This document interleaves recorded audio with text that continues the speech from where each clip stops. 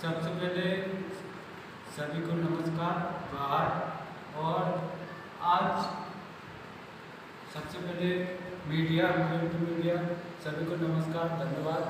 आज हम लोगों ने जय आदिवासी युवा शक्ति संगठन जयस के द्वारा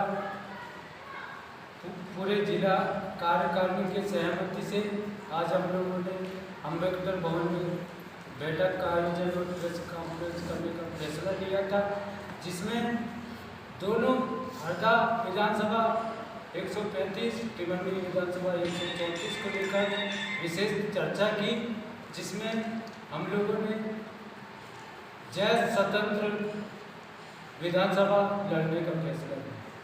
धन्यवाद।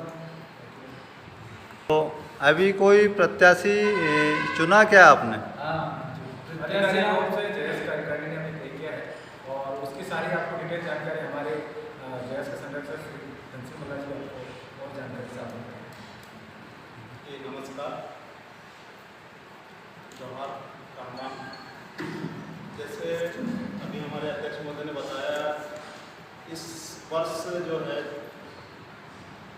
मध्य प्रदेश में चुनाव होने वाले हैं, उसी के रणनीति के तहत ये आदिवासी युवा शक्ति संगठन जिला हरदा जयस ने निर्णय लिया है कि हम स्वतंत्र निर्दलीय उम्मीदवार अपना 134 विधानसभा क्रमांक और 135 विधानसभा क्रमांक में निष्पक्ष रूप से उतारेंगे और हम गरीब दबे कुचले सभी की आवाज़ उठाने वाले विचारों के साथ में अपने उम्मीदवार जो है आज सर्वसम्मति निर्णय से पारित किए हैं, जिसमें 134 विधानसभा से हम आज हमारे जयस में शामिल हुए नए सदस्य भाई रमेश मस्कोले जी, जिन्हें जिला सदस्य कार्यकारिणी की सदस्यता ली है।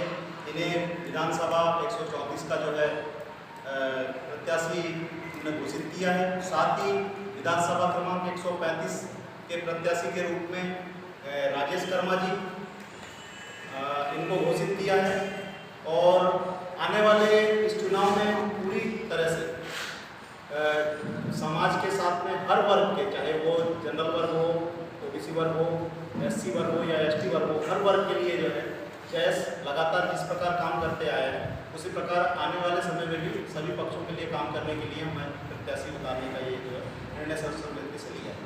आदिवासी समुदाय में भाजपा कांग्रेस जो पार्टियां मजबूत पार्टियां, इसमें आदिवासी समाज के लोग भी हैं, कैसे कटेंगे और कैसे जुड़ेंगे आपके साथ? क्या निर्णय लिया, क्या रणनीति है?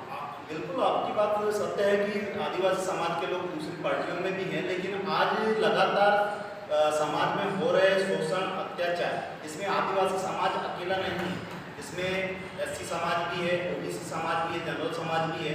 आए दिन इनके ऊपर में अत्याचार, शोषण हो रहा है। इसके लिए सामाजिक रूप से जयस हर आदमी की आवाज़ बन रहा है, लेकिन पार्टियों के जो लोग कहीं पर शोषण, अत्याचार होता है वहाँ आवाज़ नहीं उठाते, लेकिन लोगों को जो है झूठे आश्वासन देते हैं, इससे जनता त्रस्त है। क्या मुद्दा रहेगा चुनाव में इस बार आपका? देखिए, आज हमने प्रत्याशी घोषित किया है, जल्दी हमारा जो मोमेंटो आप लोगों तक का आएगा। हम जल्दी एक प्रेस कॉन्फ्रेंस और करेंगे हरदा में और उसमें प्रेस कॉन्फ्रेंस में हमारा जो मोमेंटो रहेगा उस मोमेंटो को आप तक का जरूर शेयर करें। आदिवासी संगठन में गोंडवाना गणतंत्र पार्टी भी है, कहीं ना कहीं आप लोगों में भी दो विभाजन है। नहीं, तो हमारे में विवाद नहीं है। गोंडवाना गणतंत्र पार्टी एक पार्टी है, हम संगठन है। संगठन का मतलब होता है समाज के हित में काम करने वाला, हर समाज का। ये नहीं कि हम सिर्फ अगर आदिवासी हैं तो आदिवासी के हित में ही काम करें, हम हर समाज के हित में काम करने वाले हैं और जमीनी स्तर पर हम कर भी रहे हैं। गोंडवाना गणतंत्र पार्टी एक पार्टी, अगर पार्टी हमारे साथ में आती है हम उसका स्वागत करेंगे, चाहे दूसरी पार्टियां भी अगर हमारे साथ में आती है तो हम उनका भी स्वागत करेंगे। ये जनसंख्या है या जहाँ पर जयस प्रबल इस चीज़ का दावेदार है, वहाँ पर हर जगह पर अपने अपने दावेदार उतार रहे हैं। लेकिन अभी वर्तमान में जैसे हम हरदा जयस की बात करते हैं, हरदा जिले की, तो हरदा जिले में हम दोनों ही विधानसभा में जो है निर्दलीय प्रत्याशी विधायक प्रत्याशी के रूप में आज घोषणा करें।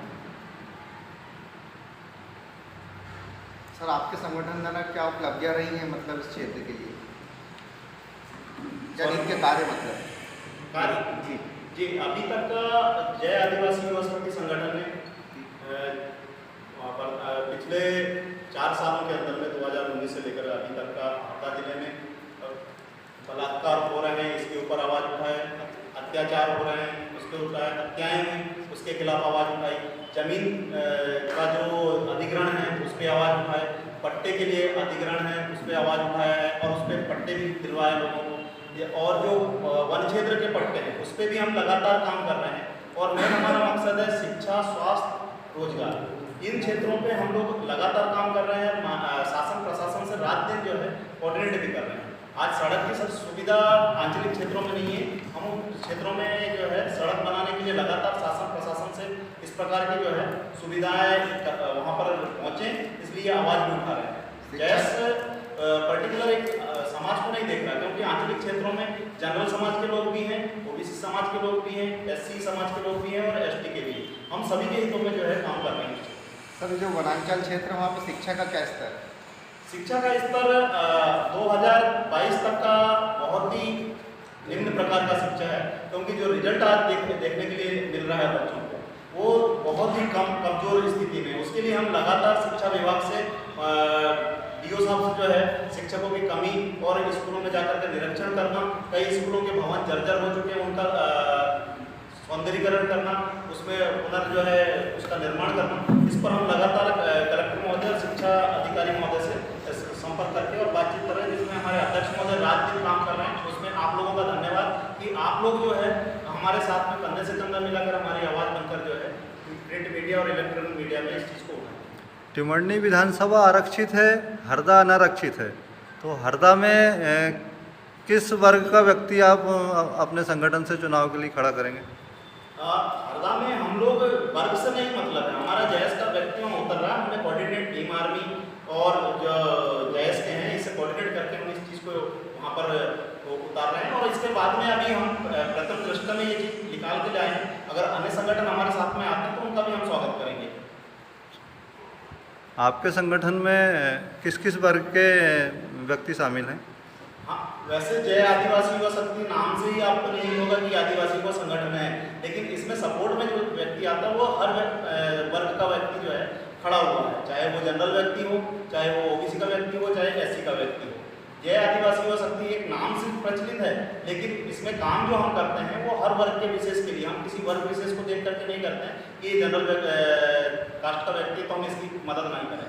तो हम आए दिन आपके ही मीडिया के उसमें जो है देखने के लिए मिलता है कि हम जनरल व्यक्ति के सपोर्ट में भी जा करके और ज्ञापन और उनके लिए रात दिन जो है 24/7 में काम करते हैं। दोनों कद्दावर पार्टियों से क्या रणनीति बनाई जा रही है जयस के द्वारा?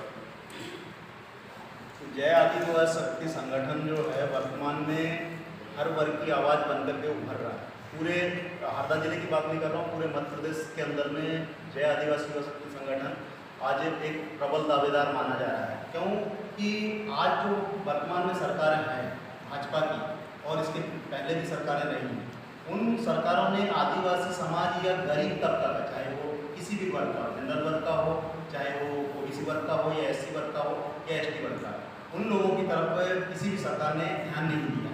और जय आदिवासी युवा शक्ति संगठन उन वर्गों को विशेष ध्यान करके और उनके शोषण, अत्याचार और उनके रोजगार, शिक्षा, स्वास्थ्य सभी पर जो है रात दिन काम कर रहा है। यही हमारे मुख्य मुद्दे होंगे इस विधानसभा में करने के। आजकल दल बदल भी बड़े उस पर देखा जा रहा है, इसके बारे में आप क्या कहना चाहेंगे?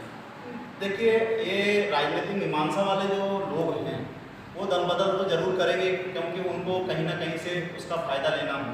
लेकिन जय आदिवासी युवा शक्ति संगठन एक सामाजिक संगठन और गरीब शोषित व्यक्तियों के लिए जो काम करने वाला संगठन है, इसमें दल बदल वाली स्थिति नहीं होगी। हमारे जो विचार के साथ में आएगा हम उसका स्वागत करेंगे।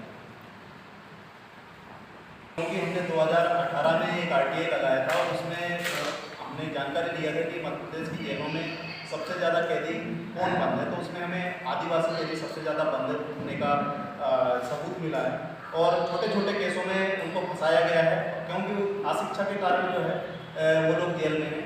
हम अगर जैस सरकार बनती है, जैस के माध्यम से अगर सरकार बनती है और मुख्यमंत्री हमारा बनाया जाता है, तो निश्चित तौर पे हम इन केसों के ऊपर में विश्लेषण करके जल्दी उन लोगों को जेल से जो है छुड़ाने की कोशिश करेंगे। भाजपा की सरकार है और माननीय विधायक महोदय डंडा लेकर के एक वीडियो उनका पिछले साल वायरल हुआ था, उसमें वो कहते हैं कि मैं राजनीति बताऊंगा कि तुमको राजनीति क्या चीज़ होती है, और वो क्षेत्र आदिवासी क्षेत्र है, जबकि वो उस पोस्टर पर थोड़ा सा किसी ने पत्थर मारा। ठीक है, पत्थर मार दिया किसी ने नशे में या किसी चीज़ में, लेकिन इस प्रकार जाकर के वहाँ पर एक उद्दंड डंडा दिखाना और डंडा दिखाना एक विधायक को शोभा नहीं देता। ये जनता को इस चुनाव में जो है वो डंडे का हिसाब मांगेगी और डंडे का जो है हिसाब वोट के माध्यम से जरूर देगी। वर्तमान भाजपा विधायक भी तो आदिवासी वर्ग से आते हैं। वर्तमान विधायक आदिवासी अपने आप को कहते हैं, लेकिन आदिवासियों के साथ में बैठते नहीं हैं। अगर आदिवासी अगर अपने आप को कहते हैं तो आदिवासी अंचलिक क्षेत्रों में जाकर देखें, जिसमें जड़िया, बिटिया, रातामाटी, यहाँ चल के बड़जिरी, लाखादा, बोद्दा, इस साइड के रास्तों की हालत क्या है? 70 साल हो गया, अमृत महोत्सव मना रहे हैं, झंडे घर घर जो है लहरा दिए गए हैं, तिरंगा झंडा हरा कर पहुँचा दिया गया, लेकिन वहाँ पर शिक्षा, स्वास्थ्य और रोजगार, सड़क क्यों नहीं? विधायक महोदय कहाँ सो रहे हैं? जब उनसे हम प्रश्न पूछने जाते हैं, विधायक महोदय नेपाल भाग जाते हैं। जब सिराली में उनसे प्रश्न पूछे जाते हैं तो विधायक महोदय भोपाल भाग जाते हैं। उनके प्रतिनिधि सामने आते हैं, विधायक महोदय क्यों नहीं आते? अगर काम किया है तो सामने आए। यही रैन बसेरा का मामला है।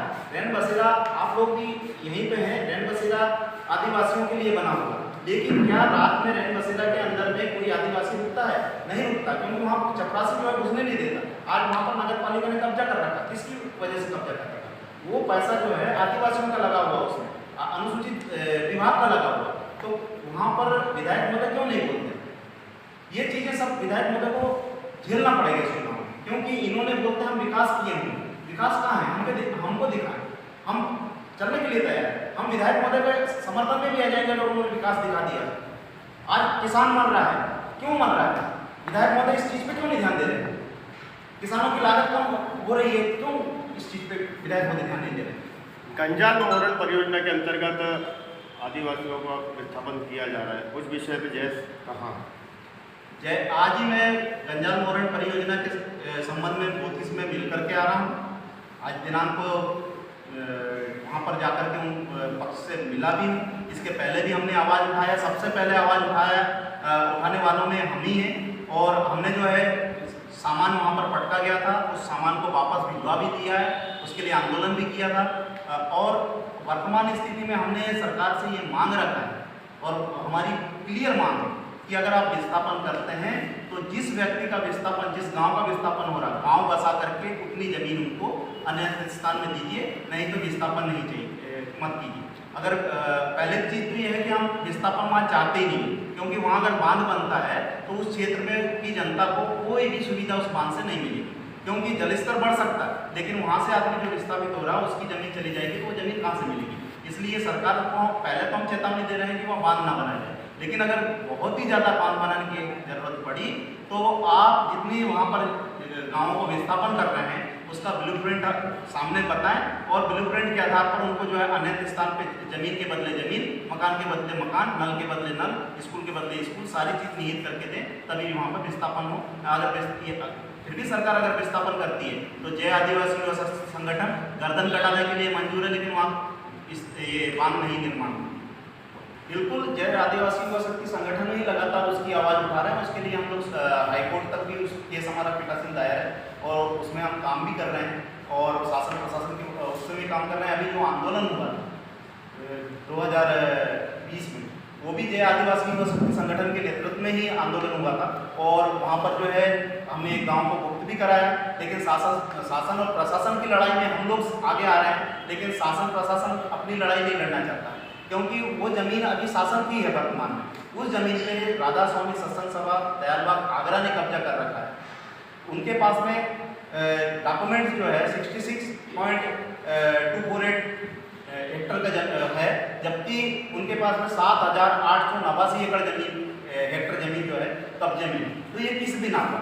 और उनके पास में डॉक्यूमेंट में हल्की साइज से एक्यूप्रेसी लिखा हुआ, लेकिन ओरिजिनल डॉक्यूमेंट नहीं सबमिट कर पा रहे हैं। लेकिन फिर भी यहाँ की जिला प्रशासन जो है और मध्य प्रदेश शासन जो है इस पर कार्रवाई नहीं कर पा रहा है। ये इसमें कहीं ना कहीं ये इनका लिंक बड़ी जगह से है, इसलिए इन पर कार्रवाई नहीं हो रही।